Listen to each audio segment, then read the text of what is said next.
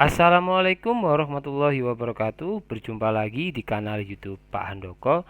Di dalam video ini saya akan membahas contoh soal observasi P3K Guru tahun 2023. Semoga video ini bisa memberikan manfaat bagi teman-teman yang saat ini akan mengikuti P3K Guru tahun 2023. Oke, tanpa berlama-lama lagi langsung saja kita menuju soal yang pertama.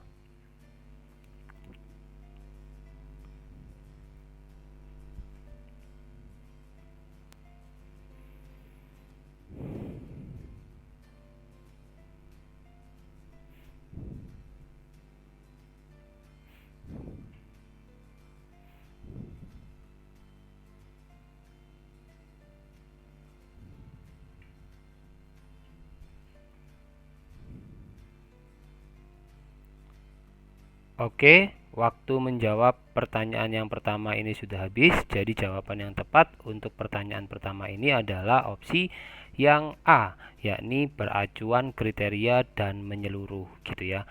Jadi prinsip penilaian yang dijelaskan dalam soal pertama ini adalah pertama, guru mengadakan penilaian dengan mengacu pada kriteria yang telah ditetapkan, yakni beracuan kriteria, itu yaitu tandanya. Kemudian yang kedua, penilaian mencakup berbagai aspek kompetensi, baik afektif, kognitif, dan psikomotorik menyeluruh. Dengan demikian, prinsip penilaian tersebut adalah beracuan kriteria dan menyeluruh. Itu tadi adalah pembahasan untuk pertanyaan yang pertama. Sekarang kita lanjut ke pertanyaan yang kedua.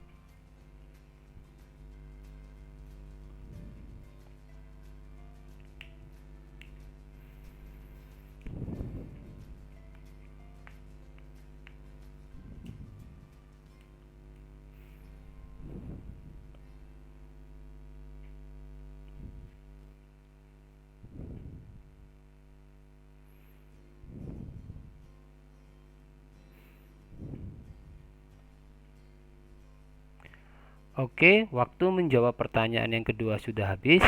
Jadi jawaban yang tepat untuk pertanyaan kedua ini adalah opsi yang B, yakni penilaian produk gitu ya. Jadi untuk mengukur kemampuan siswa dalam membuat beragam jenis produk teknologi dan seni, penilaian yang tepat adalah penilaian produk. Karena penilaian produk fokus pada hasil akhir dari karya seni atau produk teknologi yang dibuat oleh siswa. Ini mencakup evaluasi produk yang dihasilkan seperti kualitas, kreativitas, keakraban dengan materi, dan kemampuan teknis. Nah, pilihan jawaban yang lainnya gitu ya yang ada dalam pertanyaan yakni opsi A, penilaian sikap lebih fokus pada penilaian sikap, nilai atau perilaku siswa daripada produk fisik yang dihasilkan. Kemudian opsi yang C, penilaian praktik lebih berkaitan dengan bagaimana siswa melakukan tugas atau pekerjaan daripada hasil akhir produknya. Kemudian opsi D, penilaian proyek seringkali melibatkan proyek yang lebih besar dan kompleks yang melibatkan banyak aspek dan hasil akhir, termasuk produk, tetapi tidak secara khusus mengukur kemampuan dalam membuat beragam jenis produk teknologi dan seni. Itu tadi adalah pembahasan untuk pertanyaan yang kedua. Sekarang kita lanjut ke pertanyaan yang ketiga.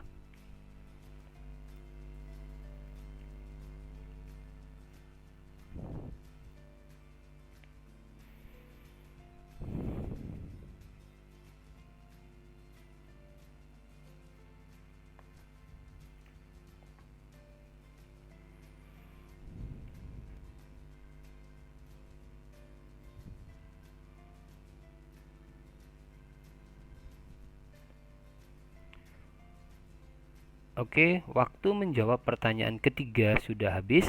Jadi jawaban yang tepat untuk pertanyaan ketiga ini adalah opsi yang C, yakni 1, 2, dan 4 gitu ya. Jadi dalam konteks teknik-teknik penilaian yang diberikan untuk menilai sikap, teknik-teknik yang tepat itu adalah yang pertama yaitu observasi, melibatkan pengamatan langsung terhadap perilaku dan sikap siswa dalam situasi yang nyata. Kemudian pertanyaan langsung, memberi pertanyaan kepada siswa untuk mendapatkan tanggapan mereka tentang sikap mereka terhadap sebuah hal gitu. Yang terakhir yakni laporan diri. Siswa yang memberikan laporan atau refleksi tentang sikap mereka sendiri. Jadi teknik-teknik yang tepat untuk menilai sikap adalah nomor 1, 2, dan 4. Karena itu jawaban yang benar adalah opsi yang C, yakni 1, 2, dan 4. keempat. Oke, itu tadi adalah pembahasan untuk pertanyaan yang ketiga. Sekarang kita lanjut ke pertanyaan yang keempat.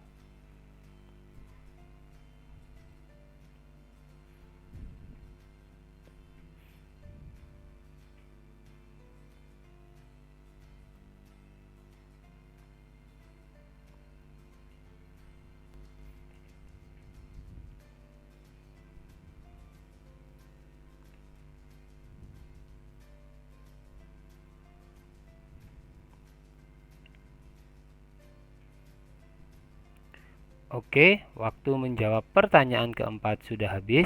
Jadi jawaban yang tepat untuk untuk pertanyaan keempat ini adalah opsi yang C, yakni relevansi gitu ya.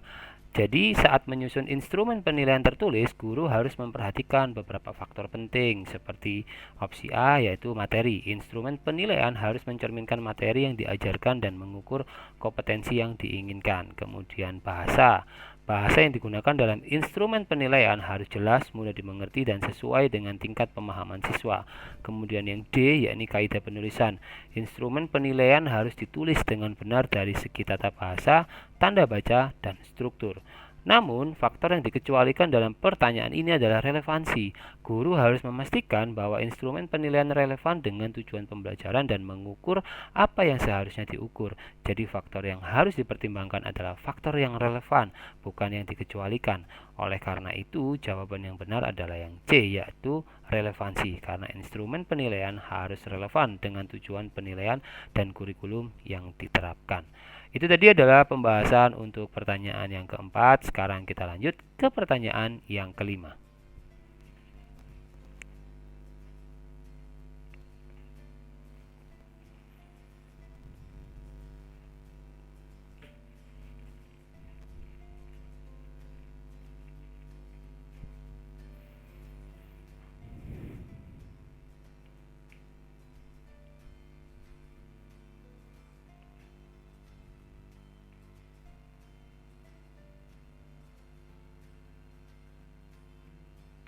Oke, waktu menjawab pertanyaan kelima sudah habis. Jadi jawaban yang tepat untuk pertanyaan kelima ini adalah opsi yang B, yakni penilaian yang akuntabel gitu ya. Jadi gini, dalam skenario yang diberikan, guru yang bernama Dina telah menerapkan prinsip penilaian yang akuntabel. Ini karena Dina dengan terbuka dan jujur memperlihatkan semua data perolehan nilai dari siswa di kelasnya, termasuk anak Darto kepada Pak Darto. Dengan demikian, Dina telah menciptakan transparansi dalam proses penilaian, yang merupakan aspek dari prinsip penilaian yang akuntabel. Sekali lagi, jawaban yang benar adalah yang B, yaitu akuntabel. Prinsip penilaian yang akuntabel melibatkan keterbukaan dan kemampuan untuk mempertanggungjawabkan proses dan hasil penilaian. Itu tadi adalah pembahasan untuk pertanyaan yang kelima. Sekarang kita lanjut ke pertanyaan yang keenam.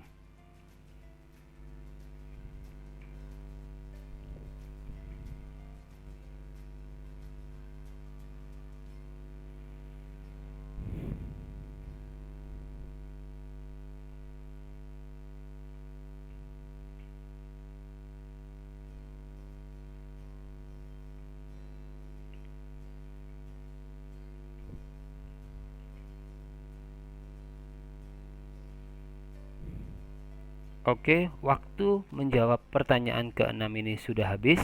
Jadi jawaban yang tepat untuk pertanyaan keenam ini adalah opsi yang A, yakni prinsip penilaian adil gitu ya. Jadi dalam skenario yang ada dalam soal, guru itu membagi kelas menjadi dua kelompok yang mengerjakan soal-soal yang berbeda. Ini bertentangan dengan prinsip penilaian yang adil. Prinsip penilaian yang adil berarti bahwa semua siswa harus memiliki kesempatan yang sama dalam menghadapi penilaian, termasuk soal-soal yang mereka kerjakan. Dengan membagi kelas menjadi dua kelompok yang mengerjakan soal-soal yang berbeda, hal ini dapat menciptakan ketidakadilan, karena satu kelompok mungkin memiliki soal yang lebih mudah atau lebih sulit daripada kelompok lain. Jadi jawaban yang benar adalah yang A, yaitu adil. Prinsip penilaian yang adil penting untuk memastikan bahwa semua siswa memiliki peluang yang sama untuk menguji pemahaman mereka. Itu tadi adalah pembahasan untuk pertanyaan yang keenam. Sekarang kita lanjut ke pertanyaan yang ketujuh.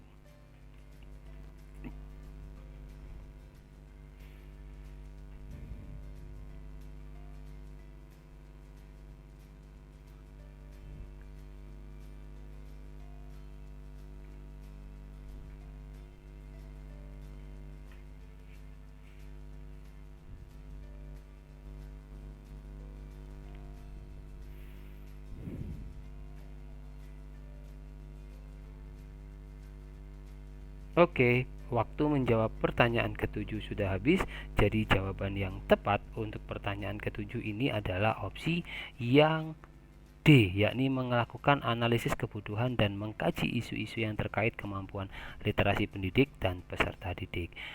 Tadi adalah jawaban dari pertanyaan yang ketujuh gitu ya. Jadi peran satuan pendidikan dalam pelaksanaan literasi di sekolah itu adalah seperti berikut. Yang pertama, melaksanakan kegiatan pembiasaan harian, mingguan, bulanan, semester, kegiatan rutin membaca 15 menit sebelum pembelajaran. Ini adalah bagian dari upaya meningkatkan literasi di sekolah dengan membiasakan siswa membaca secara teratur. Kemudian yang kedua, yakni menyediakan ruang baca untuk peserta didik, pendidik, dan tenaga kependidikan. Menyediakan fasilitas ruang baca adalah langkah penting untuk menciptakan lingkungan literasi yang mendukung pembelajaran. Kemudian berikutnya seperti mendorong terbentuknya ruang baca outdoor yang nyaman. Ini adalah salah satu cara untuk menciptakan lingkungan literasi yang beragam dan nyaman bagi siswa. Kemudian melakukan analisis kebutuhan dan mengkaji isu-isu yang terkait dengan kemampuan literasi pendidik dan peserta didik. Ini adalah langkah yang penting dalam perencanaan dan pelaksanaan program literasi di sekolah, sehingga program tersebut dapat disesuaikan dengan kebutuhan dan tantangan yang dihadapi oleh pendidik dan peserta didik. Jadi, jawaban yang benar adalah yang D, yaitu melakukan analisis kebutuhan dan mengkaji isu-isu yang terkait dengan kemampuan literasi pendidik dan peserta didik. Ini adalah salah satu peran penting satuan pendidikan dalam upaya meningkatkan literasi di sekolah. Itu tadi adalah pembahasan untuk pertanyaan yang ke-7. Sekarang kita lanjut ke pertanyaan yang ke-8.